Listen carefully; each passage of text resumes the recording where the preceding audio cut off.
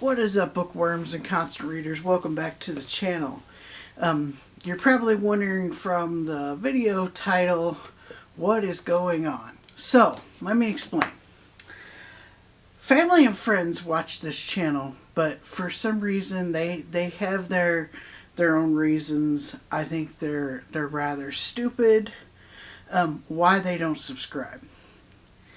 And they're always telling me, you should do this, you should do that. Normally, I don't listen to them. I just look at it as you want to be a part of this channel and tell me what to do and what not to do, but you don't want to help the channel grow by subscribing. But they brought up something, and I think they really do have a point with this one, so that's why I'm doing this video a little bit different. So, up until this point with The Way of Kings, I've been doing videos in parts. Every time I finish reading a part, I would do a video on that part. And the way I did the videos was, I think it was more for a channel that had way more subscribers than I do. You know, at least a couple thousand. Because I don't get a lot of views. And I did it in a way where I'm getting, thousands of views and, a bunch of comments, and there's more of an interaction between those who have read the book. And I kind of alienate those who haven't read the book. Another way it would work is if I had a lot of subscribers, I could do like a live stream and talk live about the book and answer questions and everything else. But I just don't have the subscribers or viewers for that. So I think I really made a mistake doing those videos the way I did. So this one is a spoiler-free review of Brandon Sanderson's The Way of Kings. I'm going to tell you what the book is about. I'll talk about the characters a little bit, what I like, what I didn't like. Should you read it? Shouldn't you read it? Is this one that you should run out and buy? Should you skip it? And what I give it on a 1 out of 5 scale. So with that being said, this is the book review of Brandon Sanderson's The Way of Kings. So this is the very first book in the Stormlight Archives, which is supposed to be a 10-book series. There's 4 books out right now. I believe the 5th book comes out, I think it's next year. If that's not correct, comment below on when that comes out. But I believe it's next year, because it was last year that book 4 came out. And it's usually a year and a half, 2 years between books. He writes really fast. Another thing to note is I have never read Brandon Sanderson before. This is my very first Brandon Sanderson book. I haven't read any of his stuff before. I had no idea what type of writer he was or anything. So with that being said, what is this book about? When you first start reading the book, you really, if somebody was to ask you, you wouldn't know. But once you finish it, it's fairly easy to tell people what it's about. So essentially you have 4 stories going on, 4 really main characters, and I'm going to talk about them from my very favorite to least favorite. So the first character is Kaladin. And Kaladin, he is a slave, and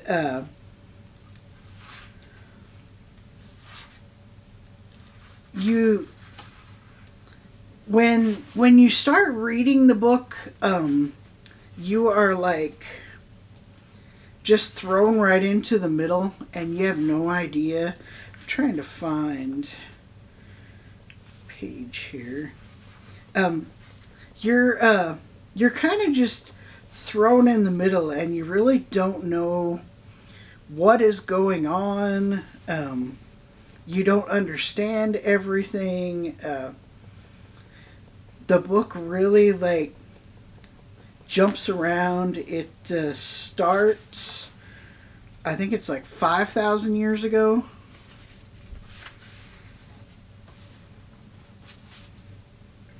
And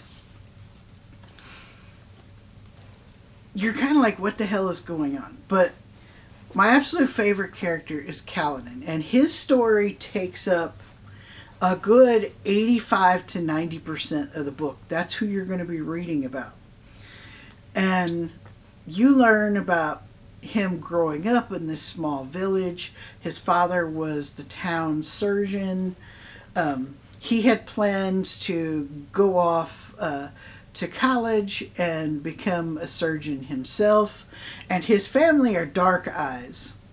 But having the job of a surgeon, you're granted far more leniency, and you're treated with a lot more respect than most Dark Eyes are, because there is this class system in this world of Roshar, and Dark Eyes are frowned upon and they're not that important, where the Light Eyes are the rich, the famous.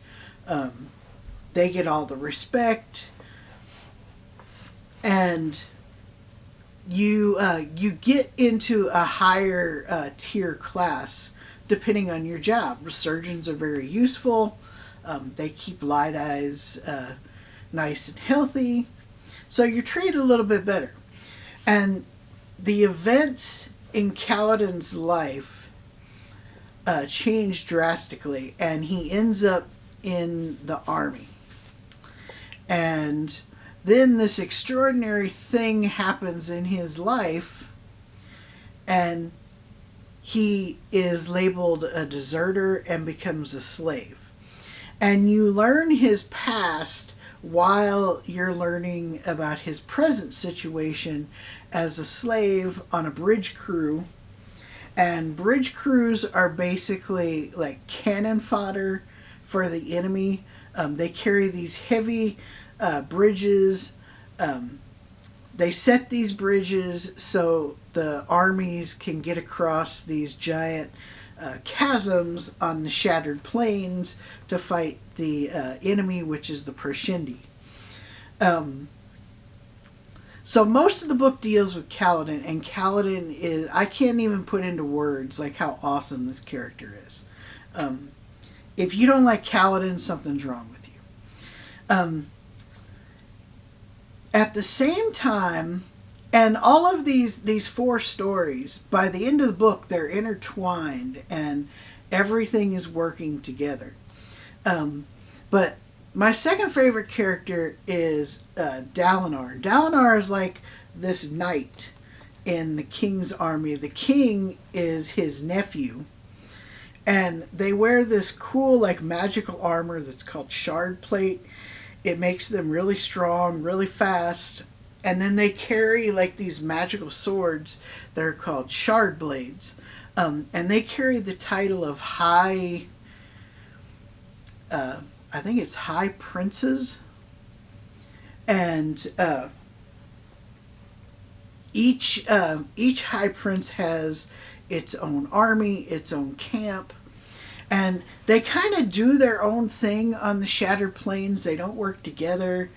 And it's just dragging this war on forever. And when you're in Dalinar's story, you're learning the political side of things. You're learning about the war. And there's this whole storyline about there is an assassin trying to kill the king. and there's a lot going on his side. It's very, very entertaining, very interesting. You want to know more. It doesn't get boring. It doesn't drag, and none of the stories do. I think that's the awesomeness in Brandon Sanderson's work is you're never bored and you're never reading something and wondering, what's the point of all this. So after those two, they're really not main characters. In a sense, they're kind of like secondary characters, but I do like them better than the final main character, and that's there's this assassin. I think you pronounce his name Zeth or Seth, and he's got like all these really cool magical powers. He's killed like all kinds of political figures. And he's doing all this for an unknown master, which towards the end of the book is revealed who his master is. And you really in this book don't figure out like why he's being sent to kill all these people. But there is a purpose behind it. We just don't know what that purpose is. The big reveal is towards the end when you find out who his next target is. It is totally a oh shit moment, because this dude is an amazing fighter. He uses this magic that is just totally incredible, and the person he's going after, you're just like, oh no. And then along the same lines with that character is another character. I don't remember the character's name, but he is the King's Wit, W-I-T. And he kind of acts like the king's like court gesture. He does like comedy routines. He sings songs and stuff. And he has a small part in the book, but like halfway through, he really becomes like this mystery person, and you're just like, what is going on with this guy? We don't really learn a lot about him. A lot of the Light Eyes don't like him, but they tolerate him because he works for the king, and then he just disappears, and when he comes back in the story, you're like, what is going on? Who is this guy? And then the final, and she is a main character. Her story, I would say, is like 5 to 10% of the book. I didn't find anything likable about this character, and that was Shallan. So, Shallan is a thief, a liar, a cheat. There's so many names you could give her. So she tracks down this sorceress, Joshna, I think's how you say her name. And if I'm getting any of these names wrong, comment below and let me know. With the impression that she wants this sorceress to take her on as like an apprentice and teach her to do what she does. But her whole motive is to steal from this sorceress. The sorceress uses this magical device called a soul caster, and you learn what it is and what it does. And Shallan's father used to use a soul caster and would create mines, and the family business was mining, and they made lots of money. The soulcaster breaks and her father dies. And so now she's desperate to find a new one because evidently her family's in debt and bill collectors are knocking at the door. people that gave her father the soul caster, they want it back. So her and her family are just in a world of shit. And her whole like motive is to steal from this woman. And she has an interesting story. The things that she learns, and then you start to learn about this secret group that wants to assassinate Joshna. And there's a lot of like political intrigue and backstabbing and everything in this story. It seemed to me like it was more suited for a different book. Her story does not really go with Kaladin's story or Dalinar's story. And the book could have been a couple hundred pages shorter, leaving that out. I don't know if like she warrants her own book, but maybe a book that deals more with the magic system and the sorcery and everything would have been more suited for her story. It doesn't seem to fit in this book. But Sanderson is a brilliant writer, and it doesn't weigh the story down, but it was my least favorite parts of the book.